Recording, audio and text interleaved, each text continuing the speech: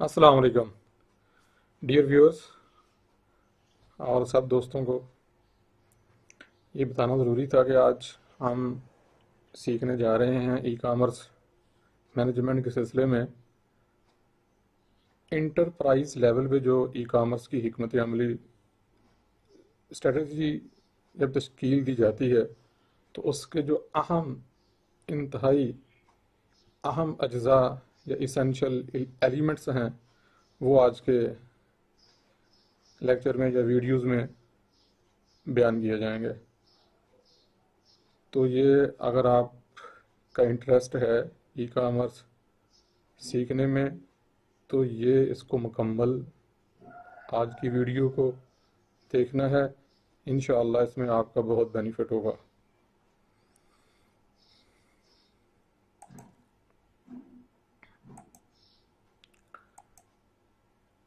सबसे जो अहम एलिमेंट है किसी भी बिज़नेस प्लान का, ये भी एक बिज़नेस प्लान की तरह ही ई कामर्स की जो हम प्लान है तश्कील देंगे। तो सबसे पहले टॉप पे जो होती है वो एग्जेक्टिव समरी होती है, जिसमें आपने पूरे बिज़नेस प्लान का खुलासा बयान करना होता है, जो कि टॉप लेवल मैनेजमेंट के लिए जो हमारे अहम पार्टनर्स होते हैं, इन्वेस्टर होते हैं, उनके पास इतना टाइम तो नहीं होता कि वो आपकी हर यानी कि डिटेल में पॉइंट चेक करते फिर उनको ये समरी ही सूट करती है। तो आप अपने जितना भी प्लान है आपका बिजनेस ये ई कामर्स का, उसके जितने भी अहम नुकात हैं वो आपने इस एग्जेक्टिव समरी में ही डिस्क्राइब करने हैं, बयान करने हैं। सेकंड नंबर पे आ जाता है ऑब्जेक्टिव्स। यहाँ पे आपने जो भी लॉन्ग टर्म गोल्स हैं वो डिफाइन करने हैं कि हाउ यानी कि हाँ e commerce will help you to attain these goals. कैसे यानी कि ई कामर्स इन गोल को हासिल करने में हेल्प करेगी, वो सारे आपने ऑब्जेक्टिव की हेडिंग में देने हैं। नेक्स्ट आ जाता है 3 नंबर पे ओरिएंटेशन। यहाँ पे आपने बयान करना है कि आपने how you want to use the internet, ये टेक्नोलॉजी कैसे आप यूज़ करेंगे और कैसे आप अपने गोल्स अचीव करेंगे।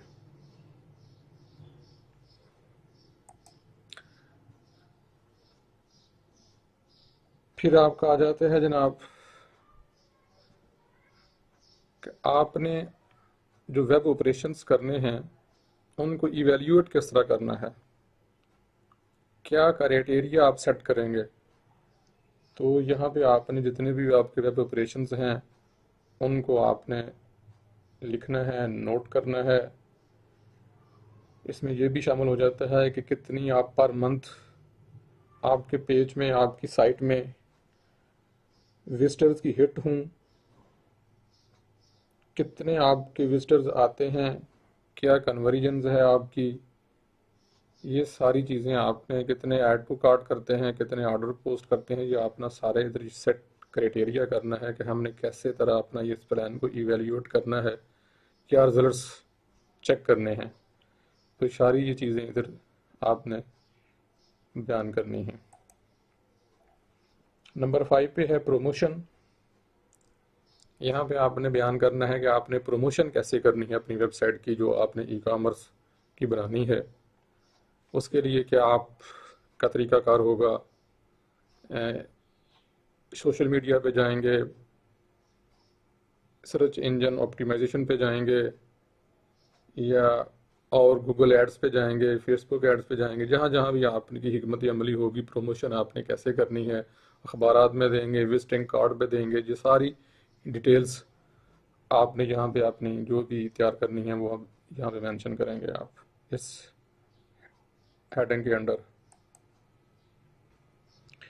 फिर आ जाता है जनाब आपका मार्केट एनालिसिस किस तरह करना है आपने।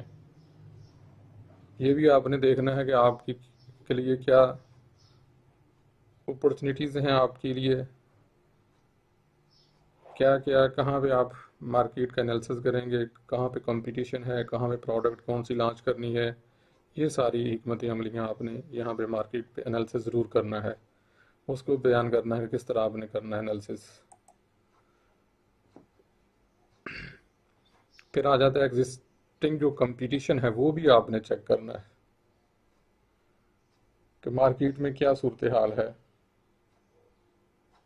कौन कौन आपका कंपटीटर है, इंडस्ट्री के क्या ट्रेंड्स हैं, क्या उनकी वीकनेसेस हैं, क्या उनकी स्ट्रेंथ्स हैं आपके कंपटीटर्स की। तो ये सारी चीज़ें आपने मार्केट का कंपटीशन चेक करके फिर आपने अपनी जो भी स्ट्रेटजी है आपकी स्ट्रेटजी ई कॉमर्स की वो तश्कील देनी है। फिर टारगेट कस्टमर, जहाँ पे आपने एक स्पेसिफिक कस्टमर को टारगेट करना है, किस एज का ग्रुप को, मेल को या फीमेल को, बूढ़ों को, जवानों को या बच्चों को, जो भी आपका टारगेट है, जो भी आपका सेगमेंट है, वो आपने यहाँ पे डिफाइन करना है।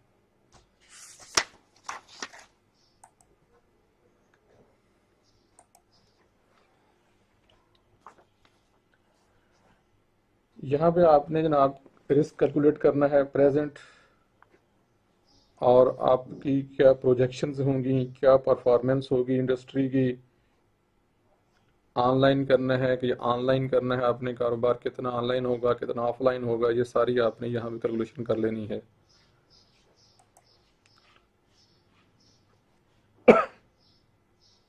यहाँ पे मार्केटिंग की हिकमत अमली आपने बयान करनी है, how you intend to attract online customers.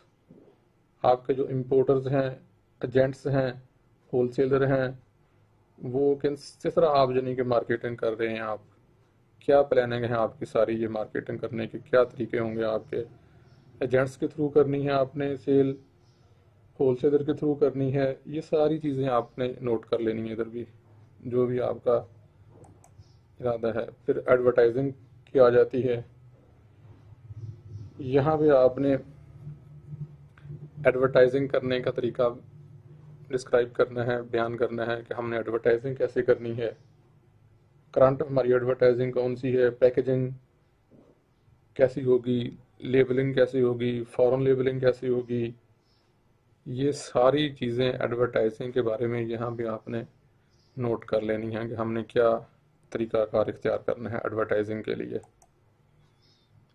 फिर आ जाता है जनाब पब्लिक रिलेशंस, यहाँ में भी आपने पूरी तवज्जो देनी है कि किस तरह आपने कस्टमर के साथ, पब्लिक रिलेशंस के साथ पूरा प्लान आप तरतीब दें कि अवाम के साथ किस तरह हमने लिंक रखने हैं।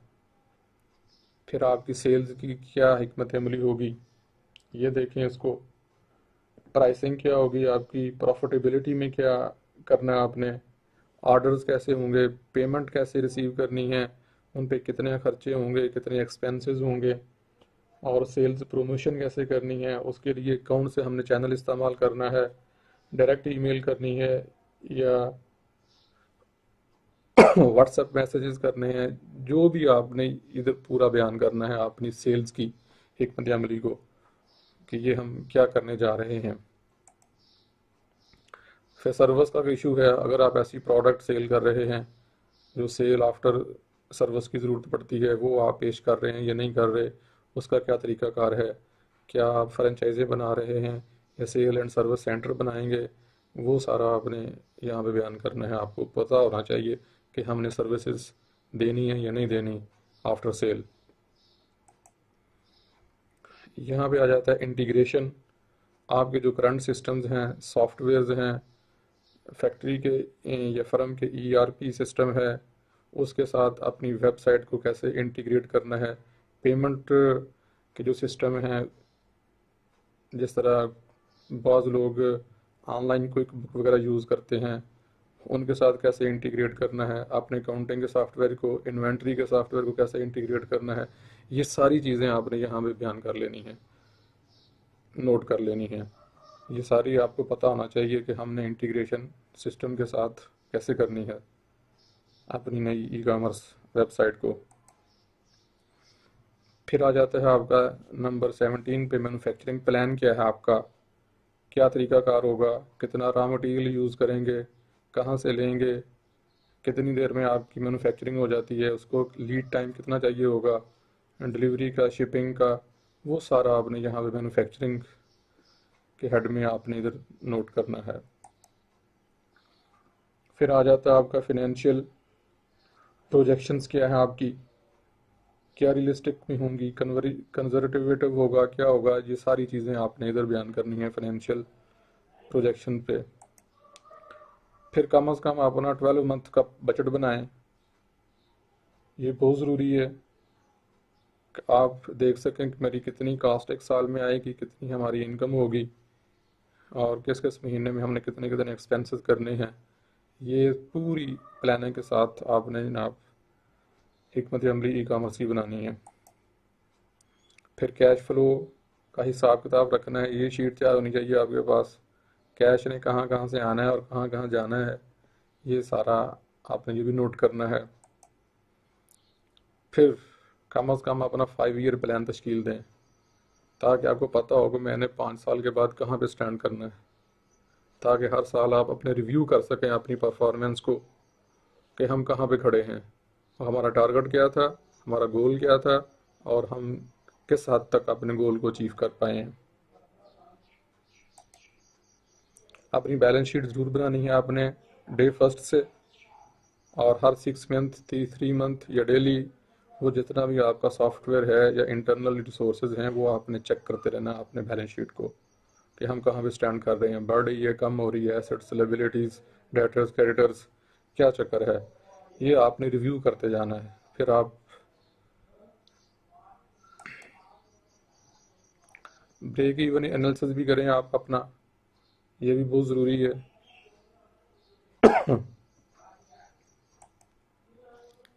और फिर source and use of funds, जो आपके पास फंड्स हैं वो कहाँ से आएंगे, कहाँ से सोर्स करने हैं, बैंक से बारो करने हैं, बैंक से लेने हैं, किसी डेटर सप्लायर से माल उठा लेना उधार, क्या करना है, उनको यूज़ कैसे करना है, कहाँ कहाँ पे यूज़ करना है, ये सारा आपने नोट करना है प्लानिंग में। फिर सप्लायर्स एंड सप्लाई मैनेजमेंट, ये आपको पूरी इसकी नॉलेज हो कि हमारे सप्लायर कौन से हैं, वो किस रेट पे हमें क्या क्वालिटी देंगे, क्या उनका सप्लाई मैनेजमेंट सिस्टम होगा, कितना उनको प्रोडक्ट हमारे वेयर हाउस में या हमारे जिधर भी हमारा मार्केट प्लेस है, सिस्टम है, वहाँ भी कितनी देर में पहुँचाते हैं, ये बहुत ज़रूरी है। ये इसको भी स्टडी करना, इनको भी नोट करना। फिर आ जाता है आपका वेयर हाउस ऑपरेशंस, ये भी बहुत ज़रूरी है। वेयर हाउस ऑपरेशंस कैसे हम उनको ट्रैक करेंगे, इन्वेंट्री को, क्या सिस्टम है हमारा, हमारा वेयर हाउस कितनी दूर है मैन्युफैक्चरिंग यूनिट से, वहाँ में कितने फ्रेट पड़ेगी, कितनी कास्ट आएगी, ये सारी चीज़ें आपके नॉलेज में होनी चाहिए। फिर जनाब वाला effective and consistent branding, brand के बगैर तो कोई चीज़ भी नहीं है आजकल, ब्रांड बहुत ज़रूरी है। तो इसको भी आपने अपने मद्देनज़र रखना है जब आप ई कॉमर्स की हिकमत अमली को तश्कील दें। तो ब्रांड ब्रांड आपकी प्रोडक्ट के ऊपर हर जगह भेजने के, ब्रांड की भी एक रिकग्निशन हो, ताकि कस्टमर के जहन में आपका ब्रांड बैठे। तो ब्रांड पे भी आपने काम करना है, इसको भी इग्नोर नहीं करना आपने, ये कंसिस्टेंट हो।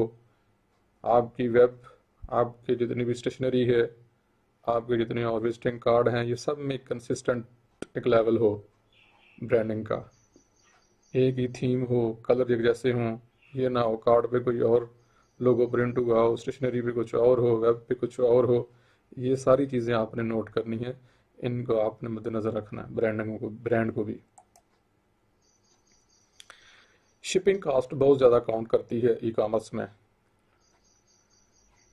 इस पे भी आपने गौर करना है कि हम कौन सा कोरियर यूज़ करें, कौन सी सर्विस यूज़ करें, कितने दिन में पहुंचेगी, क्योंकि शिपिंग कॉस्ट के बगैर आपकी सारी ई कॉमर्स फ्लॉप हो सकती है।